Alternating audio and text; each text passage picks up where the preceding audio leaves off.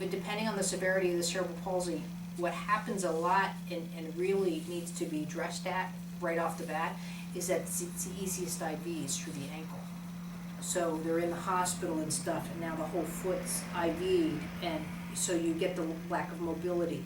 So for the most part, when I'm seeing a very narrow foot, especially with cerebral palsy, now they say it's because you haven't bore weight, but I have to ask, and usually like 98% true, is that they had an IV in the ankle, so the foot just literally after, there was no, because babies wave with their feet, they do all these kind of things, they can conduct and so, but yeah, like I said, with the CP, because they just didn't play with it, just right off the bat with the baby. And also it's, when you're in a hospital like this and you're IV'd, and they might have you on your side for the lungs or whatever, but what you're not developing is what I just sort of covered in a lying down thing.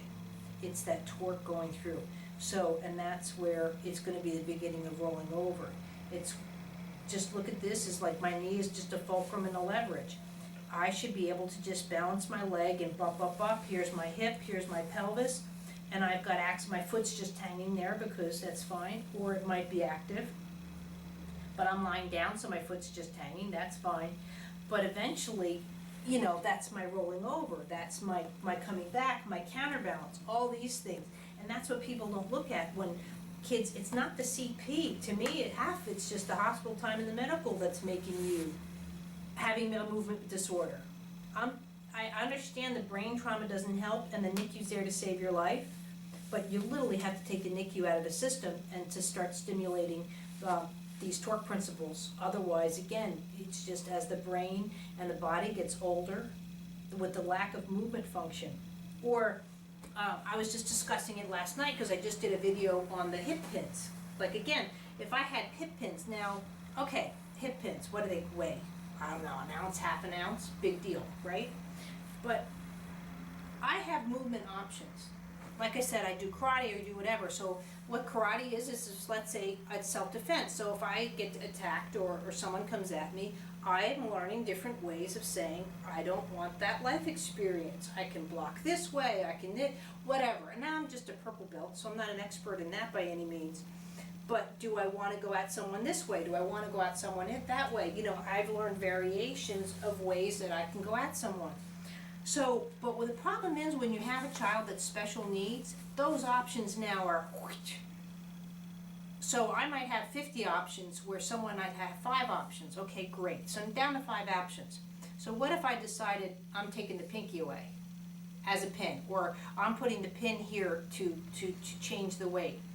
I've just either limited my options or that person does not have enough of the options or movement vocabularies to articulate their system around the pins.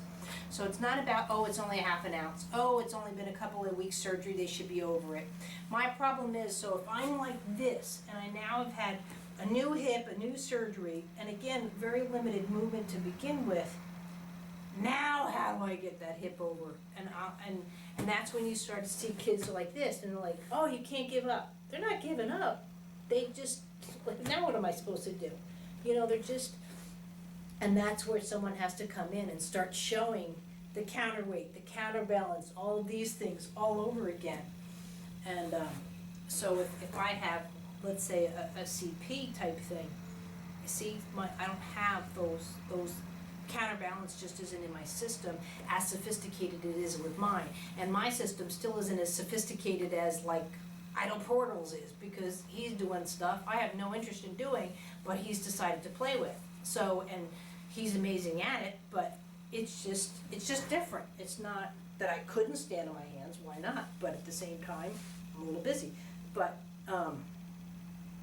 when my friend comes here, he's going to hold my feet, because for some reason, I don't mind sparring a 4th degree black belt, but I'm afraid to stand on my hands, so I wanted to try that. But